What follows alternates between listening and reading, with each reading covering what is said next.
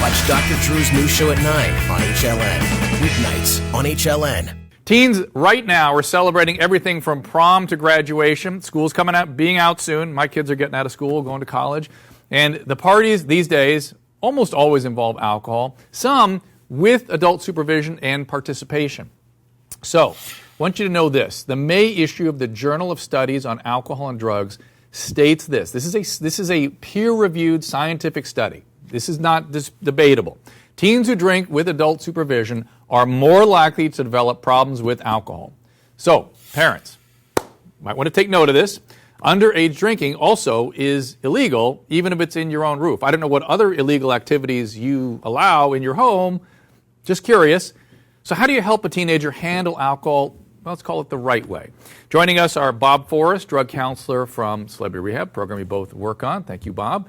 And Julia Louisa. She's a mom who says it's okay to let her son, Charles, drink alcohol, I guess in the home, and Charles is with us as well. Okay, so Julia, we'll start with you. How old is Charlie, and how old was he when you first started allowing him to use alcohol? He's 14 at the moment. He'll be 15 in about a month's time.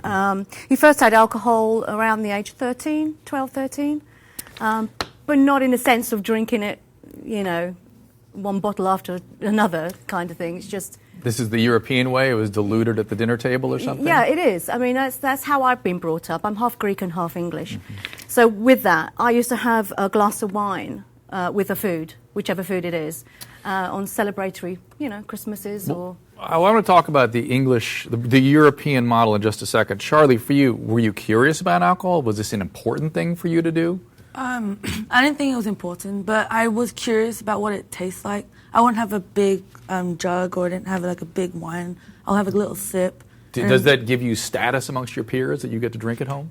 No, not really. Do you talk about it with your friends? No, I don't think it's something to talk about mainly. Okay. Do you have difficulty, this is what a lot of young people have difficulty with, saying to yourself, well, my mom says it's okay here at the dinner table, but when my buddies bring out the beer at the party at the high school, that's not okay?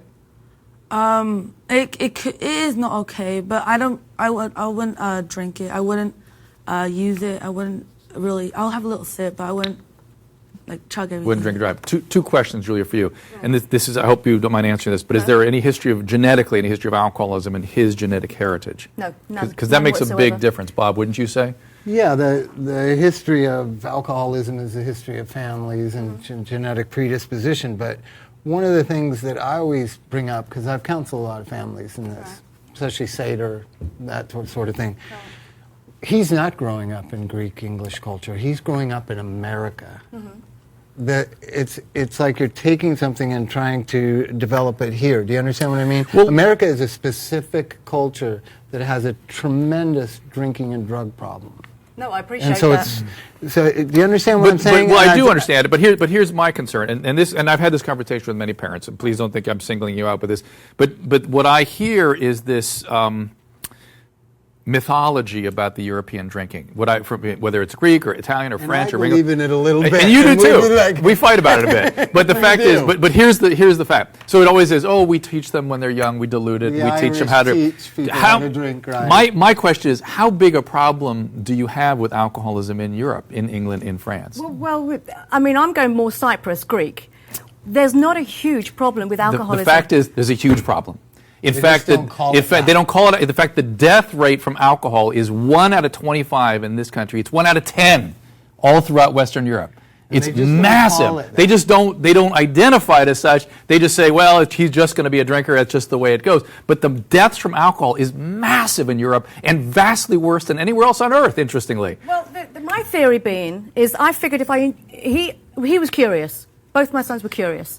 So I'm not going to say, no. I just have a sip. I'm here and have a little sip. Even though the data says if you say no, you're going to end up with a better situation. Plus, there's a bunch of biological data out there that shows if you expose kids before the age of 15 to alcohol, they have 8 times the risk of getting into alcohol trouble. That's just the data. Okay, well, it is just data or data. It's just the facts. Let's put it that way. It's just the facts. But you don't have to live by the facts. I certainly don't want to tell anybody how to parent, but I certainly want people out there to know the facts when they make these decisions. The thing is, it's out there anyway. It's such a social... It's not going to go away. It's always going to be there. So I figured if I introduce it in a sense that it's not a huge problem in our family at all.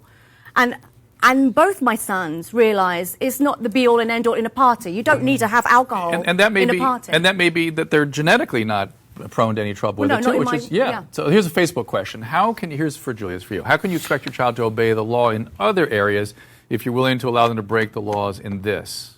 Because this is a social thing. It's not illegal to have alcohol. It is. For minors, it is. It's illegal. not illegal. You can sell it. You can buy it everywhere. No, but That's it's what I illegal meant. for you to allow a young person to have it. That's illegal. In the States, yeah. Yeah. In the States. Oh, so you're saying? Oh, it's interesting. It's so in you're the saying States. I don't adopt the legal standard of the United States. Oh, I do. Don't get me wrong. No, but it's Please okay. don't- It's No, interesting. No, please don't get me wrong. I don't mean you're a criminal. I just No, I follow that obviously, but Yeah. I'm just thinking of how my parenting, how I was brought up, Yeah. worked for me and my brother, and it's going to work for my boys. Charlie, what are your thoughts? You get the sort of the final thoughts on this. Think it's working for he you? lives in the culture that you and I are kind of on the peripheral of. Right, right. This culture is what's sick. What's sick Yeah. and what Yeah. frightens me for a kid maybe guided in the best way to go out into this culture on a Friday night in Encino You see- on Ventura Boulevard. Yes. You know what I mean? He's sensible. Yeah. You see, he's a mature 14-year-old. I think I see that. Charlie, we'll give you the last word for that very reason. Well, I wouldn't drink a lot. I know the consequences. I know the effects after it. I know what happens to your body, and I know that it won't help you into your education. So I would like to have a little taste, see what it tastes like, but I wouldn't want to have it like every day. Maybe on special occasions. Well, It's not a big deal with us. well, and Charlie brings up an interesting point that drinking episodes in adolescence are usually binge uses. They don't tend to drink the way adults drink. They don't drink small amounts, which sounds like Charlie has adopted that. So there's something in what you're saying, even though the data doesn't. I get that. I get Yeah. that. Hang on. Brave that you guys come and talk about it. Yes, Really I agree.